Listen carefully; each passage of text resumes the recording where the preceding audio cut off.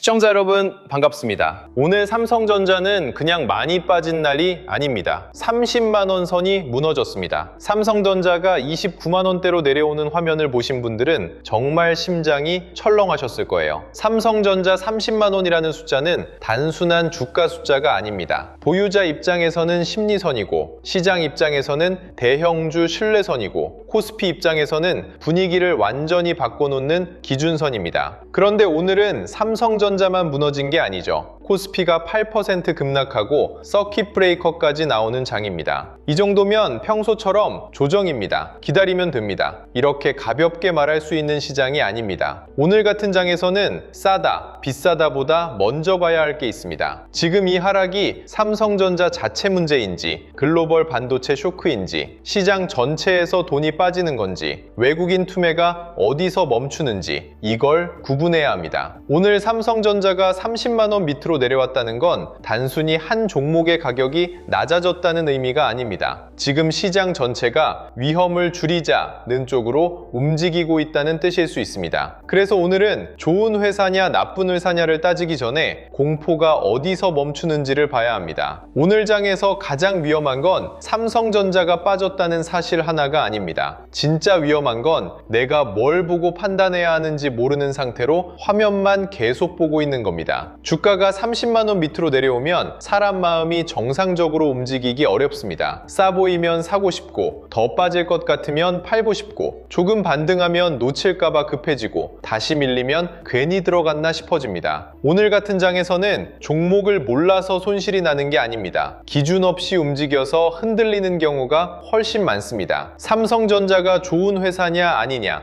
이 질문도 중요합니다. 그런데 오늘 같은 날에는 그보다 먼저 나는 어떤 기준으로 대응할 건가, 이 질문이 먼저 나와야 합니다. 왜냐하면 공포장에서는 좋은 기업도 같이 맞고, 실적이 살아있는 종목도 같이 밀리고, 기대감이 큰 종목도 일단 팔릴 수 있기 때문입니다. 시장이 무너질 때는 개별 종목의 장점보다 유동성 회피가 먼저 나옵니다. 그래서 오늘은 삼성전자만 보는 게 아니라 시장 전체의 돈이 어디로 움직이는지 봐야 합니다. 30만 원 선 동계가 왜 중요하냐면요, 주식에서 큰 숫자는 사람의 마음을 건드립니다. 10만 원, 20만 원, 30만 원, 이런 가격은 차트 위에만 있는 선이 아닙니다. 투자자들이 마음속으로 잡고 있는 기준선입니다. 삼성전자 30만 원은 최근 상승을 믿고 들어온 분들에게 그래도 여기는 지켜주겠지 라고 생각했던 자리일 수 있습니다. 그런데 이 선이 깨지면 손절 물량이 나오고, 신용이나 미수 물량이 흔들리고, 단기 투자자들이 먼저 빠져나가고, 개인 투자자 심리도 급격히 식을 수 있습니다. 이때 가장 조심해야 할 생각이 있습니다. 30만 원 미치면 무조건 싸다. 물론 장기적으로 보면 싸게 보일 수 있습니다. 그런데 주식은 싸 보일 때 더 싸질 수도 있습니다. 특히 서킷 브레이커가 나오는 장에서는 가격이 기업 가치보다 공포를 먼저 반영합니다. 그래서 오늘은 29만 원대면 싸니까 바로 사자, 이렇게 보면 안 됩니다. 먼저 봐야 할 건 29만 원대에서 투매가 멈추느냐입니다. 그리고 그 다음 봐야 할 건 30만 원을 다시 회복하느냐입니다. 30만 원을 회복하지 못한 상태에서 장중 반등만 보고 따라가면 그 반등이 진짜 회복인지, 공포장 속 짧은 기술적 반등인지 구분하기 어렵습니다. 오늘은 바닥을 맞히는 날이 아니라 투매가 멈추는지 확인하는 날입니다. 서킷 브레이커가 나왔다는 건 시장 전체가 한번 멈춰설 정도로 공포가 커졌다는 뜻입니다. 이런 날은 삼성전자만 좋은지 나쁜지 따져도 부족합니다. 좋은 종목도 빠지고, 실적이 좋은 종목도 빠지고, 전망이 살아있는 종목도 같이 맞습니다. 왜냐하면 시장 전체에서 위험을 줄이는 돈이 먼저 움직이기 때문입니다. 외국인이 줄이고, 기관이 방어하지 못하고, 프로그램 매물이 나오고, 레버리지 물량이 정리되면 좋은 종목도 한꺼번에 밀릴 수 있습니다. 그래서 오늘 삼성전자 하락을 삼성전자 끝났다로 보면 안 됩니다. 하지만 반대로 좋은 회사니까 무조건 사도 된다, 이렇게 봐도 안 됩니다. 오늘은 회사의 미래보다 시장의 공포가 먼저 가격을 만든 날입니다. 이럴 때는 공포가 어디서 멈추는지를 봐야 합니다. 삼성전자가 29만 원대에서 계속 밀리는지, 아니면 누군가 그 물량을 받아주는지 있는지 봐야 하고요. 코스피 전체가 계속 무너지는지 아니면 서킷 브레이커 이후 시장이 조금씩 안정을 찾는지도 봐야 합니다. 시장이 멈췄다는 건 그만큼 공포가 강했다는 뜻이지만 동시에 그 이후 어디서 다시 돈이 들어오는지도 확인할 수 있는 순간입니다. 오늘 삼성전자에서 가장 먼저 볼 가격은 29만 원대 후반입니다. 29만 원대에서 계속 물량이 쏟아지는지 아니면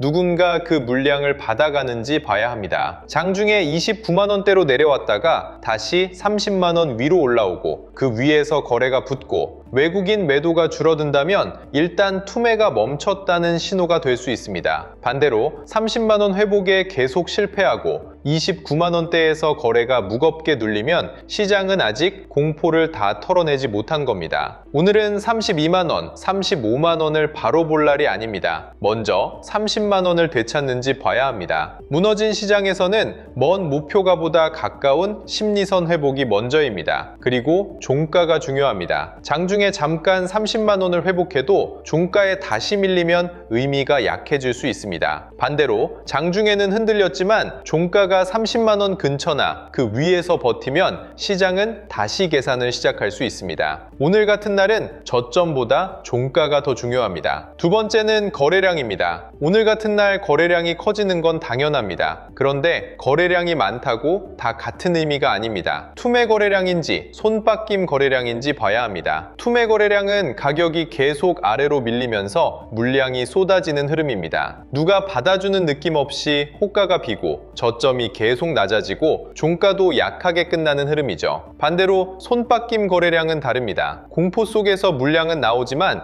누군가 그 물량을 받아갑니다. 가격이 흔들려도 저점이 계속 낮아지지 않고 장중 반등이 나오고 종가가 저가 부근에서 끝나지 않습니다. 오늘 삼성전자에서 봐야 할 건 바로 이겁니다. 29만 원대에서 나온 거래량이 그냥 던지는 물량이었는지 아니면 누군가 받아간 물량이었는지 이 차이가 다음 흐름을 완전히 다르게 만듭니다. 만약 거래량은 크게 터졌는데 주가가 저점에서 조금이라도 올라오고 30만 원 회복 시도가 나오고 기관이나 외국인 매도 강도가 줄어든다면 그건 시장이 공포 속에서도 가격을 다시 따져보기 시작했다는 뜻일 수 있습니다. 반대로 거래량은 터지는데 계속 아래로만 밀리고 저점이 계속 낮아지고 받아주는 힘이 전혀 없다면 아직은 바닥을 말하기 어렵습니다. 세 번째는 외국인과 기관입니다. 삼성전자는 개인 힘만으로 오래 끌고 가기 어려운 종목입니다. 삼성전자는 코스피에서 워낙 무게가 크기 때문에 외국인과 기관이 이 가격을 어떻게 보느냐가 중요합니다. 오늘 같은 급락장에서는 외국인이 일단 팔 수 있습니다. 미국 반도체주가 흔들리고 환율이 튀고 코스피가 서킷 브레이커까지 나오는 장이면 외국인 입장에서는 위험을 줄이는 움직임이 나올 수 있습니다. 문제는 하루로 끝나느냐입니다. 외국인이 오늘만 줄이고 끝나는지 며칠 동안 계속 빠져나가는지 아니면 장중 저점에서 다시 받는지 봐야 합니다. 기관도 같이 봐야 합니다. 외국인이 흔들리는 날에 기관이 받아주면 가격이 쉽게 무너지지 않을 수 있습니다. 하지만 외국인과 기관이 같이 빠지면 조정은 더 깊어질 수 있습니다. 그래서 오늘 이후 며칠은 수급의 연속성이 정말 중요합니다. 삼성전자 같은 대형주는 하루 반등보다 며칠 동안 수급이 어떻게 이어지는지가 더 중요합니다. 오늘 하루만 보고 끝났다, 살았다를 말하기 어렵습니다. 오늘은 첫 반응이고 내일과 그 다음 흐름에서 이 가격을 시장이 인정하는지 봐야 합니다. 그렇다고 삼성전자의 산업 흐름이 하루 만에 사라진 건 아닙니다. HBM사, 엔비디아 공급망, AI 데이터 센터 수요,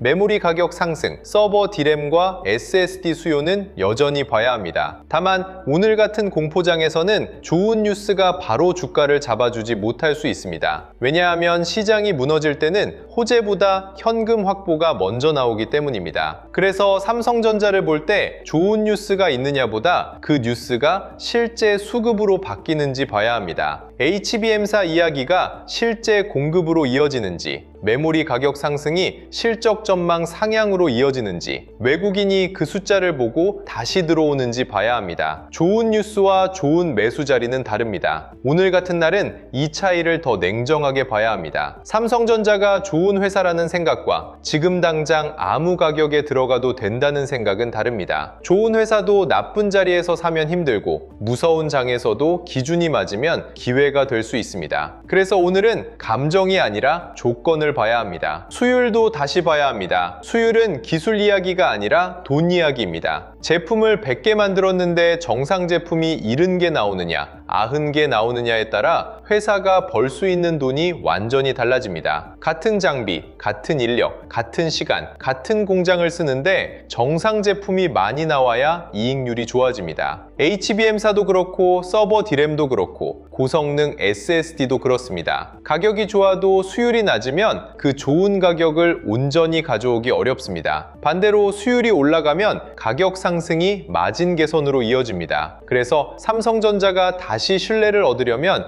뉴스 제목이 아니라 숫자를 보여줘야 합니다. 계약이 양산으로 이어지고 양산이 수율로 이어지고 수율이 마진으로 이어져야 합니다. 오늘 주가가 무너진 건 공포 때문일 수 있습니다. 하지만 앞으로 주가가 다시 평가받으려면 결국 숫자가 필요합니다. 메모리 가격이 좋아지고 HBM사가 실제 공급으로 연결되고 서버 D램과 SSD 수요가 실적에 반영되고 외국인이 그 숫자를 인정해야 합니다. 그때 주가가 다시 힘을 받을 수 있습니다. 보유자는 어떻게 해야 할까요? 오늘 같은 날 무조건 버틴다, 무조건 판다, 이렇게 가면 안 됩니다. 먼저 자기 평균 단가와 비중을 봐야 합니다. 비중이 작고 평균 단가가 낮고 중장기 관점으로 들고 있다면 하루 공포에 휩쓸려 움직일 필요는 줄어듭니다. 하지만 비중이 너무 크고 최근 고점에서 들어갔고 신용이나 미수를 쓰고 있다면 이건 다른 문제입니다. 급락장에서 가장 위험한 건 종목이 아니라 비중입니다. 삼성전자가 좋은 회사여도 비중이 너무 크면 오늘 같은 날 마음이 먼저 무너집니다. 그래서 보유자는 기준을 세워야 합니다. 30만 원 회복에 실패하면 일부 조절할지, 29만 원대에서 투매가 멈추면 기다릴지, 반등이 나왔을 때 비중을 줄일지 미리 정해야 합니다. 장중 공포 속에서 즉흥적으로 결정하면 대부분 후회가 남습니다. 이런 장에서는 내가 맞았느냐 틀렸느냐보다 내 비중이 버틸 수 있는 수준인지가 더 중요합니다. 신규 진입을 생각하는 분들은 더 조심해야 합니다. 오늘 29만 원대를 보면 많은 분들이 이렇게 생각할 수 있습니다. 30만 원 미치면 싸다. 물론 장기적으로 싸게 보일 수도 있습니다. 그런데 주식은 싸 보일 때 더 싸질 수도 있습니다. 특히 서킷 브레이커가 나오는 장에서는 가격이 기업 가치보다 공포를 먼저 반영합니다. 그래서 신규 진입은 바닥을 맞추려고 하면 안 됩니다. 공포가 진정되는지 확인해야 합니다. 30만 원을 회복하는지, 종가가 저가 부근에서 끝나지 않는지, 다음 흐름에서도 30만 원을 지키는지, 외국인 매도가 줄어드는지 봐야 합니다. 이걸 보지 않고 그냥 많이 빠졌으니까 산다로 들어가면 반등이 나와도 흔들리고 추가 하락이 나오면 더 크게 흔들릴 수 있습니다. 급락장에서 가장 좋은 진입은 가장 낮은 가격을 맞추는 게 아닙니다. 내가 버틸 수 있는 기준에서 확인하고 들어가는 겁니다. 오늘 같은 날은 전망도 숫자 하나로 말하면 안 됩니다. 삼성전자 다시 얼마 갑니다. 이 말보다 중요한 건 조건입니다. 가장 좋은 흐름은 이겁니다. 29만 원대에서 투매가 멈추고 30만 원을 다시 회복하고 종가가 저가 근처에서 끝나지 않고 외국인 매도가 줄고 기관이 받아주고 반도체 전체가 같이 안정되는 흐름입니다. 이렇게 되면 오늘 급락은 단기 과열을 시키는 강한 조정으로 볼 수 있습니다. 반대로 조심해야 할 흐름도 있습니다. 30만 원 회복 실패, 29만 원대 저점 재이탈, 외국인 매도 지속, 기관 부재, 반도체 전체 동반 약세. 이 흐름이 이어지면 단기 반등보다 리스크 관리가 먼저입니다. 오늘은 가격을 맞히는 날이 아니라 조건을 확인하는 날입니다. 그리고 조건이 맞지 않으면 아무리 삼성전자라도 서두를 필요 없습니다. 시장은 항상 다시 기회를 줍니다. 중요한 건 기회처럼 보이는 자리와 진짜 기준이 맞는 자리를 구분하는 겁니다. 그리고 여기서 꼭 말씀드리고 싶은 게 있습니다. 오늘 같은 장에서 진짜 필요한 건 용기가 아닙니다. 기준입니다. 삼성전자 30만원 선이 깨지고 코스피가 8% 급락하고 서킷 브레이커까지 나온 장이면 아무리 경험 많은 투자자도 흔들릴 수밖에 없습니다. 화면을 보면 마음이 급해집니다. 더 빠질까봐 팔고 싶고, 많이 빠졌으니까 사야 할 것 같고, 조금 반등하면 놓칠까봐 따라가고 싶어집니다. 그런데 이런 날 기준 없이 움직이면 시장에 끌려가게 됩니다. 그래서 오늘 같은 장일수록 종목보다 먼저 봐야 하는 게 있습니다. 돈이 어디서 빠지고 있는지, 어디서 멈추는지, 어떤 섹터가 먼저 버티는지, 어떤 종목군은 아직 힘이 남아있는지, 그리고 어떤 자리는 절대 따라가면 안 되는지, 이걸 볼 수 있어야 합니다. 이번에 함께 정리한 자료는 삼성전자가 오를 때만 보는 자료가 아닙니다. 오히려 오늘처럼 시장이 무너질 때 더 필요한 자료입니다. 시장 좋을 때는 종목 이름만 들어도 다 좋아 보입니다. 삼성전자도 좋아 보이고, SK하이닉스도 좋아 보이고, 한미반도체도 좋아 보이고, 전력인프라도 좋아 보입니다. 그런데 오늘처럼 삼성전자 30만원 선이 깨지고 코스피가 급락하고 서킷 브레이커까지 나오는 장에서는 진짜 필요한 게 달라집니다. 이럴 때는 무슨 종목을 사야 하지보다 돈이 어디서 멈추고 있지를 먼저 봐야 합니다. 삼성전자에서 빠진 돈이 완전히 시장 밖으로 나가는지, 아니면 반도체 대형주에서 다시 멈추는지, 장비 소부장 쪽이 먼저 살아나는지, 후공정이나 전력인프라 쪽에 돈이 남아있는지, 이걸 확인해야 합니다. 그래서 이번 자료는 종목을 무작정 찍어주는 자료가 아니라 시장이 흔들릴 때 돈의 이동 경로를 보는 자료로 준비했습니다. 이번에 함께 정리한 자료 제목은 바로 코스피 2만의 시대, 돈의 흐름을 읽는 법입니다. 이 자료 안에는 코스피 시대 흐름 정리 자료부터 AI 주식 보조지표 템플릿, 지표 사용 설명서, 시장 모니터링 대시보드, AI 종목 스크리닝 리스트, 투자 체크리스트와 원칙 카드, 섹터 테마 분석 자료, 실전 매매 기록 템플릿까지 함께 담아뒀습니다. 그냥 읽고 끝나는 자료가 아니라 급락장에서도 내가 어떤 기준으로 시장을 봐야 하는지 이북 형태로 차근차근 학습할 수 있게 정리한 자료예요. 오늘 같은 장에서 제일 위험한 건 종목을 모르는 게 아니라 기준 없이 움직이는 겁니다. 그래서 자료가 필요하신 분들은 영상 보시면서 바로 급하게 매매부터 하기보다 먼저 기준을 세우는데 활용해 보시면 좋겠습니다. 자료 받아보고 싶으신 분들은 구독과 좋아요 눌러주시고요. 댓글창에 구독 완료라고 남겨주시면 됩니다. 그리고 영상 아래 더보기란에 있는 파란색 링크로 들어가시면 원하시는 자료에 맞게 신청하실 수 있게 준비해 두겠습니다. 특히 오늘 같은 급락장에서는 실명 관찰 종목 41개가 더 중요합니다. 시장이 좋을 때는 어떤 종목이든 다 좋아 보일 수 있습니다. 그런데 시장이 무너질 때는 진짜 돈이 남아있는 종목과 그냥 시장이랑 같이 무너지는 종목이 갈립니다. 삼성전자에서 빠진 돈이 완전히 시장 밖으로 나가는지, 아니면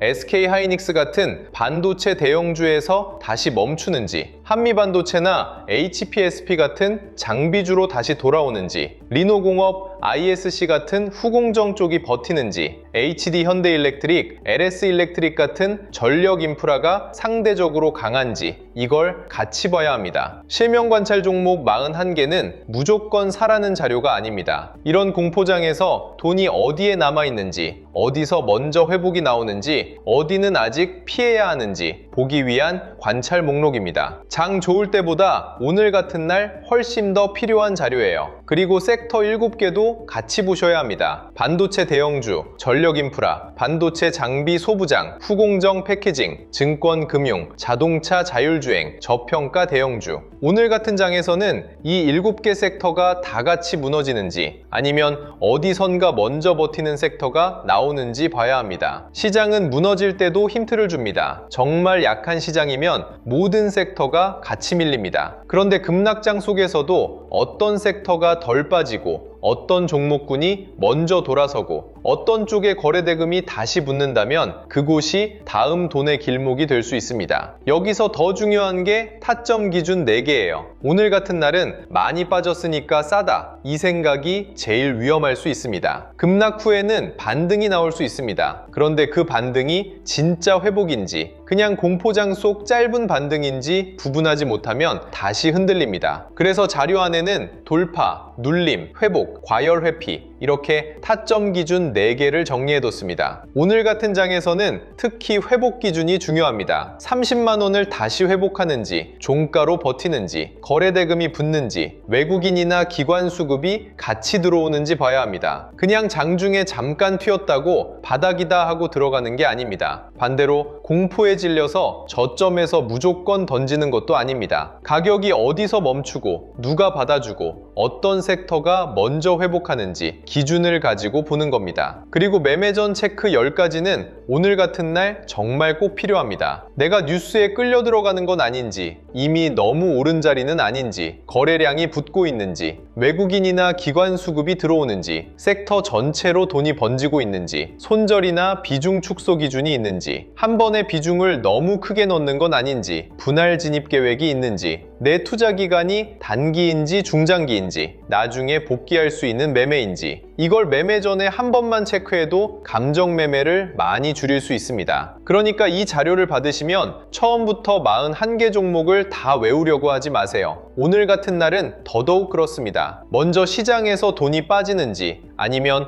어디선가 멈추는지부터 보시면 됩니다. 반도체 대형주가 먼저 멈추는지, 장비 소부장이 버티는지, 후공정이 살아있는지, 전력 인프라가 상대적으로 강한지, 증권 금융이 시장 회복 기대를 먼저 반영하는지, 자동차나 저평가 대형주 쪽으로 돈이 피신하는지 보는 겁니다. 그 다음 7개 섹터 중에서 지금 가장 덜 무너지고 가장 먼저 회복하는 섹터를 고르고요. 그 안에서 실명 관찰 종목 41개 중 몇 개만 압축해서 보면 됩니다. 그리고 바로 매수하는 게 아니라 타점 기준 4개에 맞는지 확인해야 합니다. 마지막에는 매매 전 체크 10가지로 한 번 더 걸러야 합니다. 이 과정을 거치면 남들이 던진다고 나도 던지고, 남들이 반등이라고 외친다고 나도 따라가는 게 아니라 내 기준으로 시장을 볼 수 있게 됩니다. 오늘 흐름은 여기까지 보시면 됩니다. 삼성전자 30만원 선 동계는 가볍게 볼 일이 아닙니다. 코스피 8% 급락과 서킷 브레이커까지 나온 장이면 시장 전체가 공포를 반영한 겁니다. 하지만 공포장에서도 봐야 할 기준은 있습니다. 29만원대에서 투매가 멈추는지, 30만원을 다시 회복하는지, 외국인과 기관이 돌아오는지, 반도체 전체가 안정되는지, 이 4가지를 계속 보시면 됩니다. 그리고 오늘 같은 날일수록 종목보다 기준이 먼저입니다. 공포가 지나간 뒤에 돈이 어디로 다시 들어오는지 볼 수 있어야 합니다. 오늘 영상은 여기서 마치고요. 다음 영상에서는 삼성전자가 30만원을 다시 회복할 수 있을지, 그리고 이번 급락 이후 돈이 반도체 대형주와 밸류체인으로 다시 돌아오는지 더 자세하게 짚어드리겠습니다. 끝까지 시청해주셔서 감사합니다.